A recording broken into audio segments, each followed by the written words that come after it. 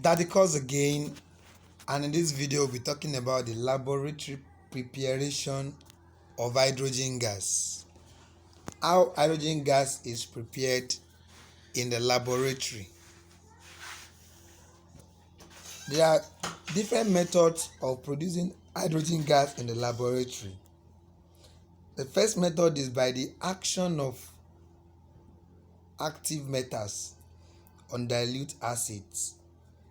Don't forget that one of the methods of producing hydrogen gas is acid plus metals, giving us salt and hydrogen. So you can use that method to generate hydrogen gas in the laboratory. Using this method, you can use zinc, any metal that is higher than hydrogen in the activity series, and will not produce a precipitate with the acid you want to use, can be used to generate hydrogen in the laboratory. I'm talking about if you are using any metal, the metal must be active metal, that is, it must be a metal that is above hydrogen. Then number two, it must be a metal that when it reacts with the salt, with the acid, it will not give us insoluble salt. So here now you cannot use lead with HCl because lead 2 chloride is insoluble.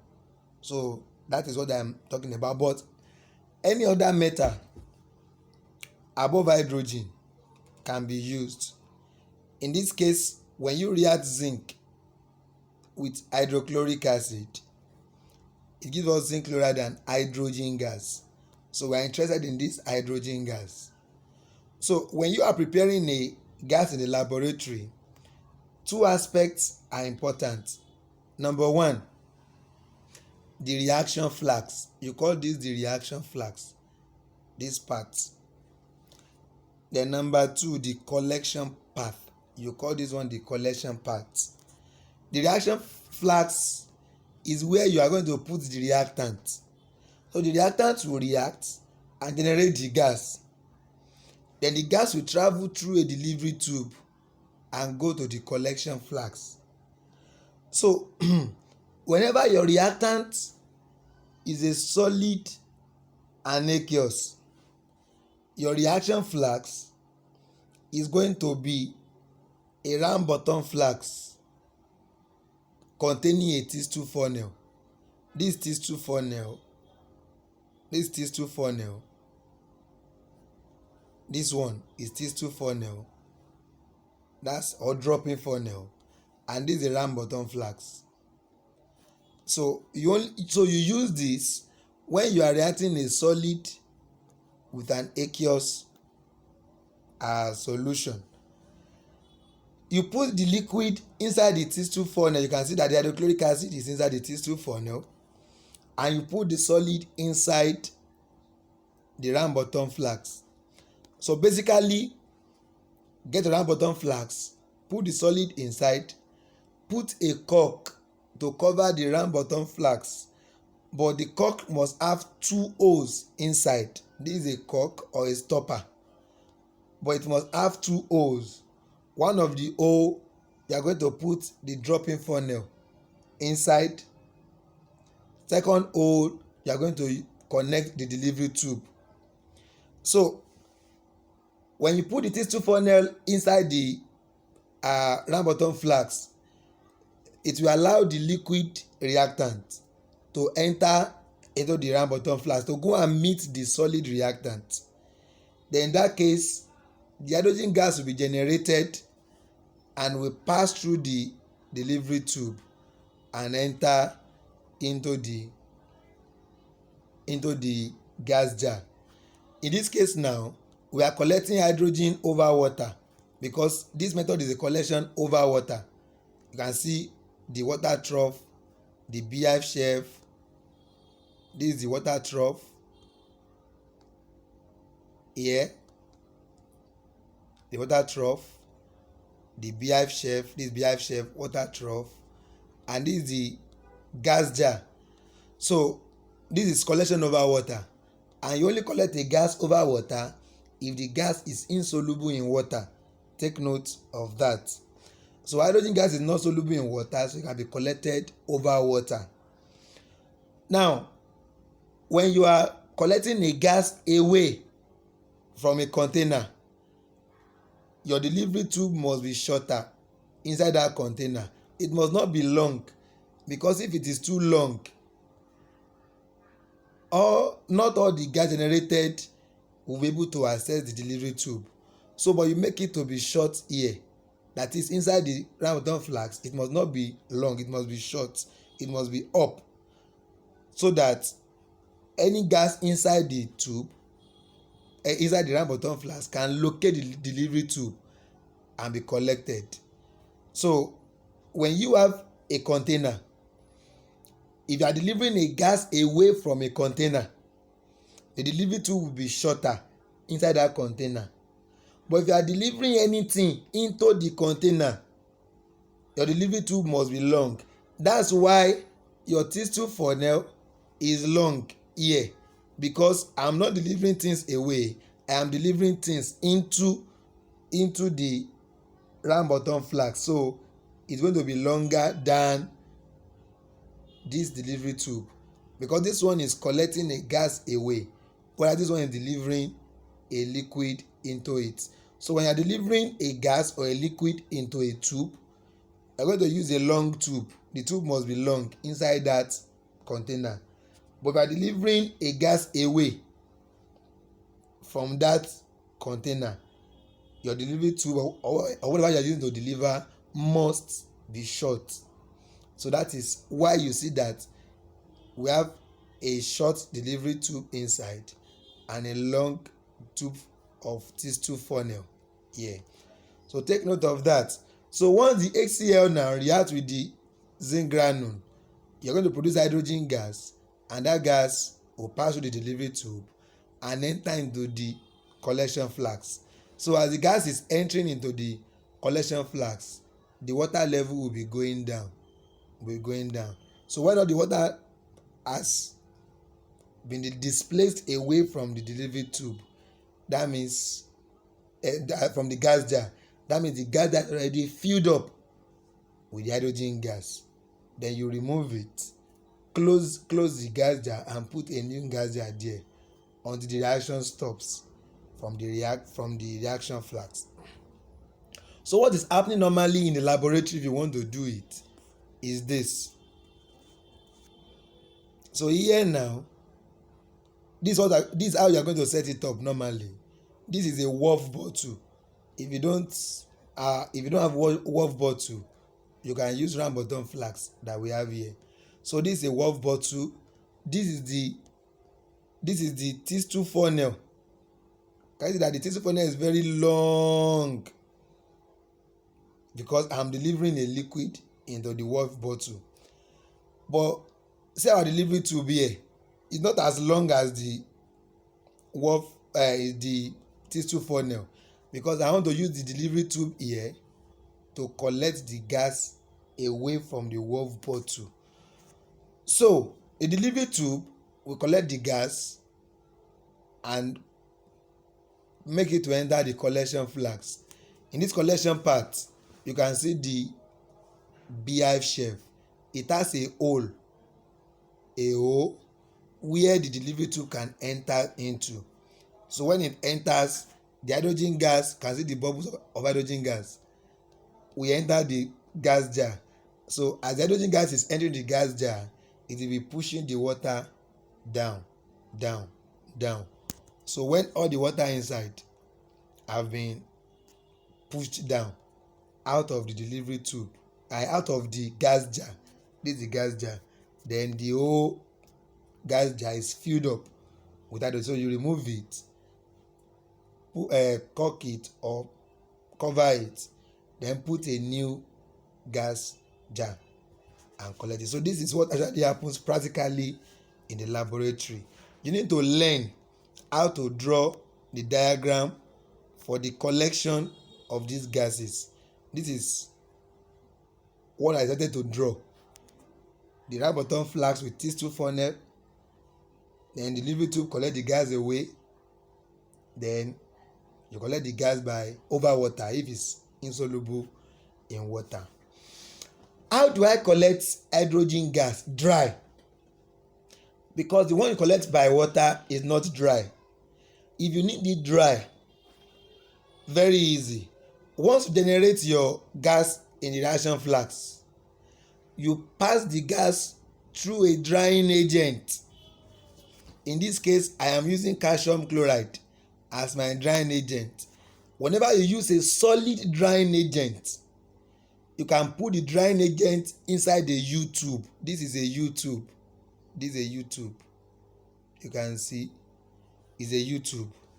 So here now we pack the solid calcium chloride into this U-tube. So as the gas is coming from the reaction flask, it will enter into the U-tube. As it's passing through the calcium chloride, it's getting dried. So that is how you dry it, using a solid drying agent.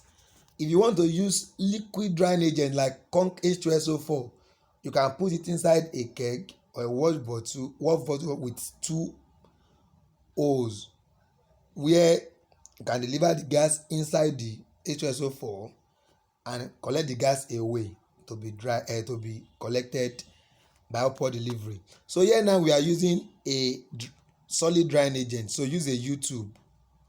So this is the calcium chloride inside the U-tube. Then as the gas is coming, because the gas is denser, is less dense, is lighter than air, you collect the gas by upward delivery. So the gas will just be delivered up, or the air inside the tube will be displaced down.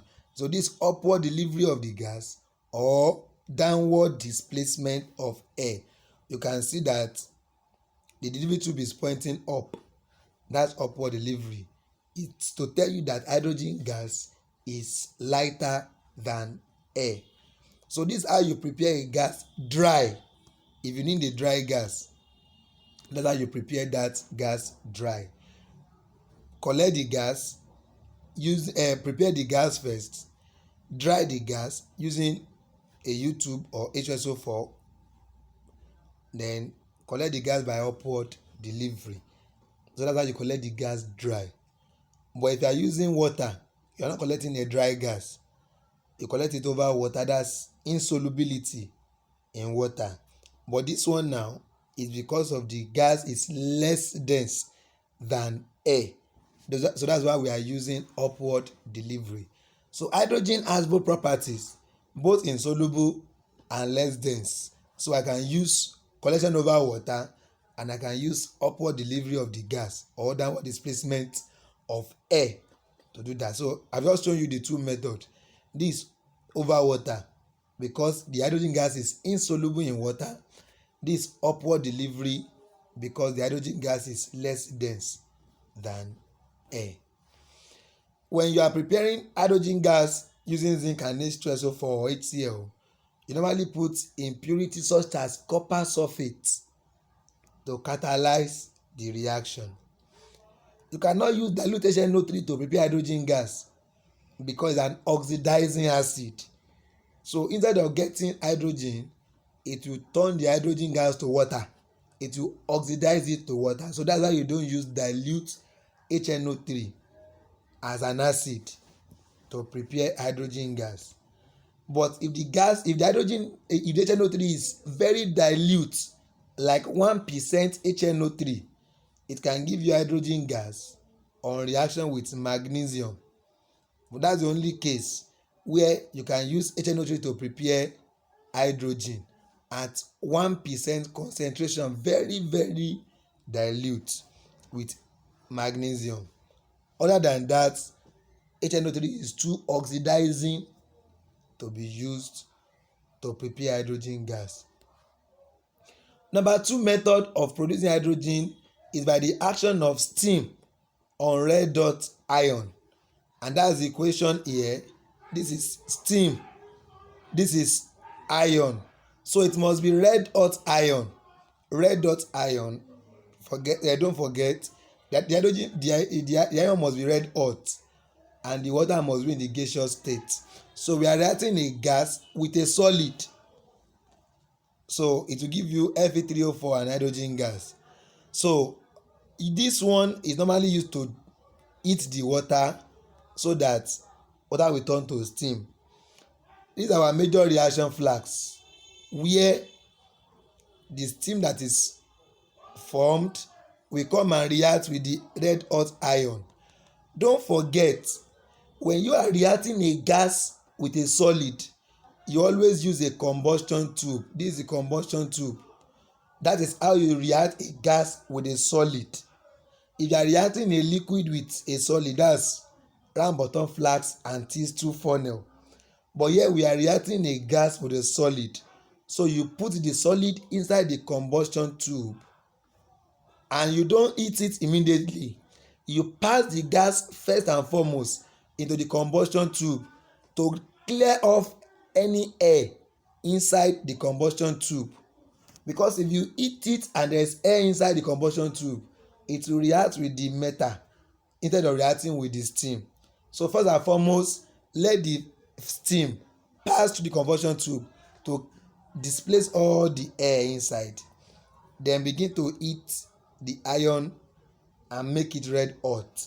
So as the iron is becoming red hot, only steam is inside this tube. So the iron will just react with the steam and produce hydrogen gas. So collect the hydrogen gas over water, or if you like, collect it by upward delivery or downward displacement of air. Thirdly, you can also prepare hydrogen by the action of metals on cold water. Don't forget, the first one is the action of metals on dilute acid. Second one is by the action of steam on red hot iron. Third one is by the action of metals on cold water. Metal like sodium, potassium and calcium can react with cold water. When sodium reacts with cold water, it's a very vigorous reaction, but calcium reacts slowly while potassium reacts explosively. As you come down the group, the activity series, the reaction of the metals reduces. So if you use sodium now with water, it gives you sodium hydroxide and hydrogen gas is liberated. So you can collect the hydrogen gas over water or collect it by upward delivery, because the hydrogen gas is actually less dense than air. Finally, by the action of sodium hydroxide on aluminium or zinc metal, because aluminium and zinc, they are amphoteric metal, they can react with both acid or base to produce hydrogen gas.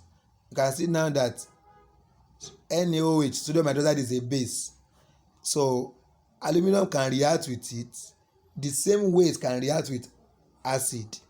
Zinc also can react with it also, because zinc too is an amphoteric metal.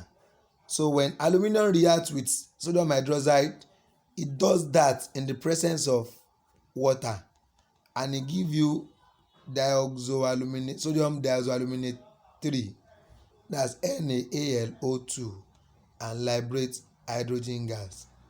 So that is what will form when you react aluminium or zinc or amphoteric metals with sodium hydroxide. I gave you example of amphoteric metals. I gave you B-taus, beryllium, tin, aluminium, lead and zinc. So those 5 metals are amphoteric. They can react with sodium hydroxide or zinc metal, sodium hydroxide or potassium hydroxide to give us hydrogen gas. So that's the fourth method and the last one I will discuss under hydrogen gas preparation. Don't forget, we say you can prepare hydrogen gas by reacting an amphoteric metal with sodium hydroxide, or reacting metals with cold water, or reacting steam with red hot iron, or reacting metals with dilute hydrochloric acid or metals with dilute acid. So that's how you prepare hydrogen gas in the laboratory. God bless you.